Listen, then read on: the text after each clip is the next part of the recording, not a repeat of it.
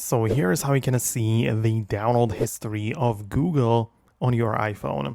So you might be using Google Chrome as your web browser or Safari, so I'm going to cover both.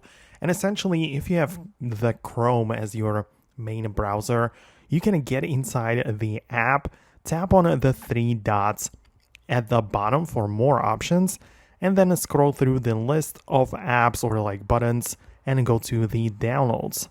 This will move you over into the Files app, into the Chrome folder where all of your downloaded things should be, like the downloads from the past are supposed to be stored right here. However, if you are using the Safari, then again, it's kind of the same thing because you can see that if you download something through the Safari web browser, you have the downloads folder right there. And essentially, you can also manage where exactly it gets saved. So inside of the settings, apps, and Safari, you can find the downloads section and literally just pick where exactly the downloads should be stored. So it's the same thing as with the Chrome where they have its own like a dedicated folder for the downloads. The same thing applies to the Safari download. So that's it for me.